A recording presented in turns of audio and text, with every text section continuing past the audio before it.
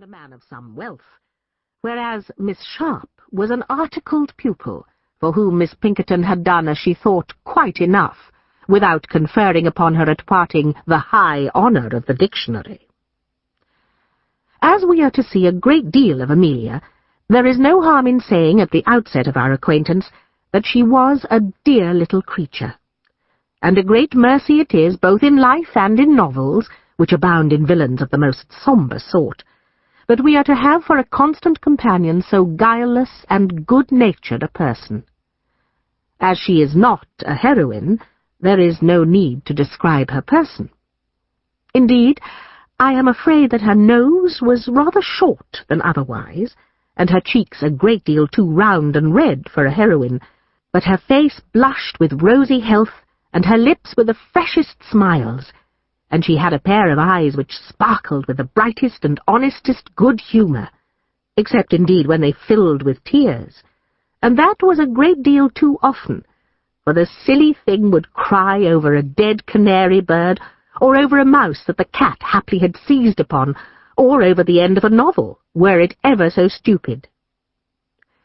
Well then, the flowers, and the presents, and the trunks, and bonnet-boxes of Miss Sedley having been arranged in the carriage, together with a very small and weather-beaten old trunk with Miss Sharp's card neatly nailed upon it, the hour for parting came, and the grief of that moment was considerably lessened by the admirable discourse which Miss Pinkerton addressed to her pupil.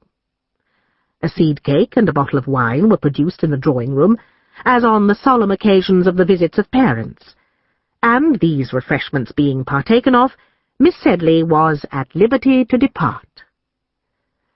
"You'll go in and say good-bye to Miss Pinkerton, Becky," said Miss Jemima, to a young lady of whom nobody took any notice, and who was coming downstairs with her own bandbox. "I suppose I must," said Miss Sharp, and, much to the wonder of Miss Jemima, and the latter having knocked at the door and receiving permission to come in, Miss Sharp advanced in a very unconcerned manner, and said in French, and with a perfect accent, "Mademoiselle, je viens vous faire mes adieux." Miss Pinkerton did not understand French.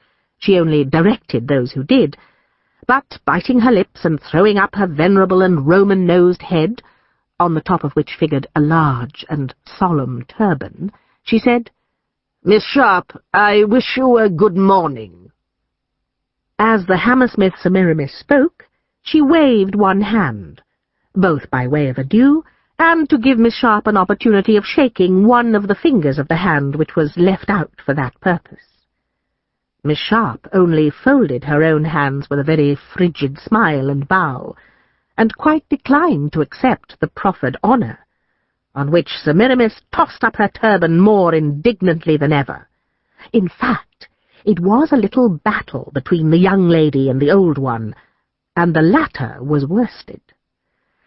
"Heaven bless you, my child," said she, embracing Amelia, and scowling the while over the girl's shoulder at Miss Sharp.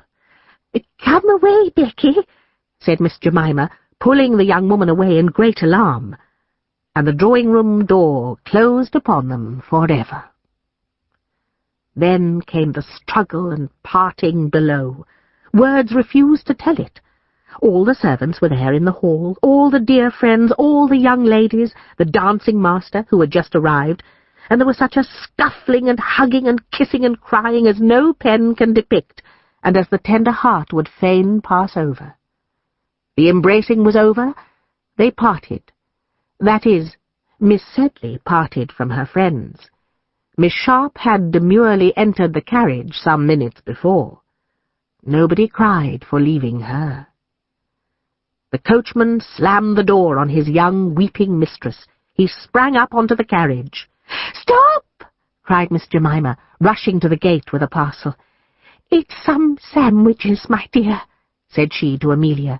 "You may be hungry, you know, and Becky Sharp, here's a book for you that my sister,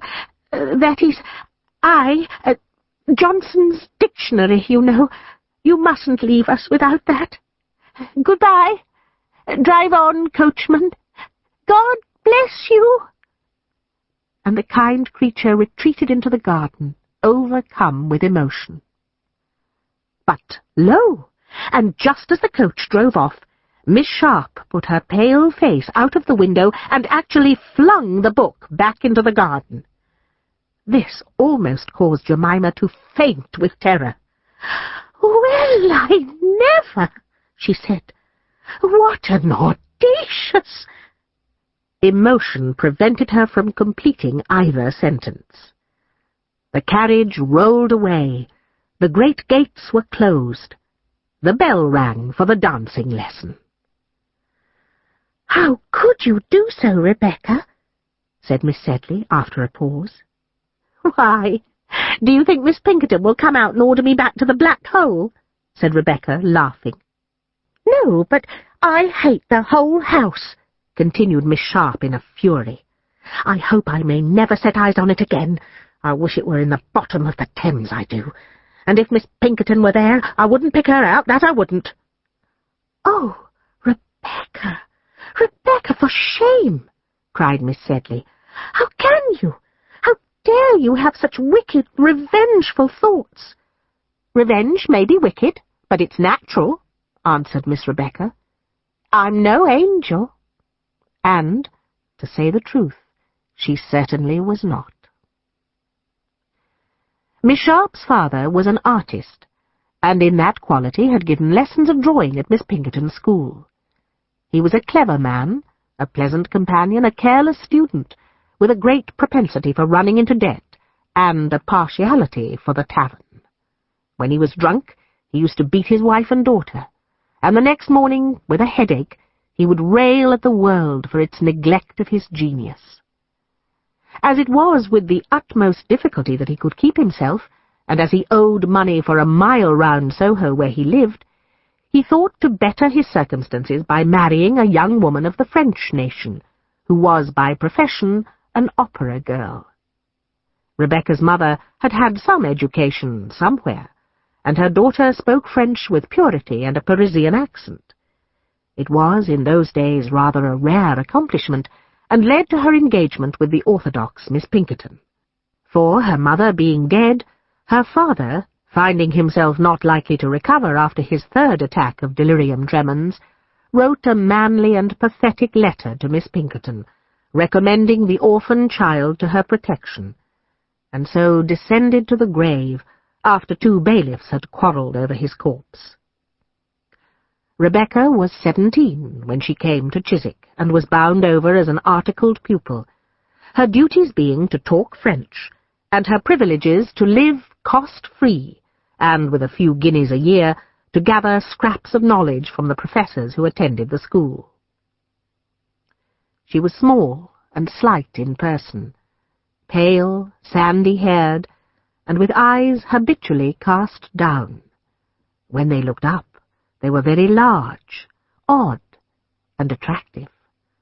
By the side of many tall and bouncing young ladies in the establishment, Rebecca Sharp looked like a child. But she had the dismal precocity of poverty. She had never been a girl, she said. She had been a woman since she was 8 years old. Oh, why did Miss Pinkerton let such a dangerous bird into her cage? The fact is, the old lady believed Rebecca to be the meekest creature in the world, so admirably, on the occasions when her father brought her to Chiswick, used Rebecca to perform the part of the ingénue. She took advantage of the means of study the place offered her, and as she was already a musician and a good linguist, she speedily went through the little course of study which was considered necessary for ladies in those days. Her music she practised incessantly, and one day she was overheard to play a piece so well that Miss Pinkerton thought, wisely, that she could spare herself the expense of a master for the juniors, and intimated to Miss Sharp that she was to instruct them in music for the future. The girl refused.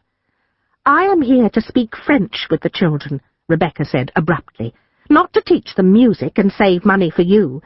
Give me money and I will teach them." Miss Pinkerton was obliged to yield, and of course disliked her from that day. "For 35 years," she said, and with great justice, "I have never seen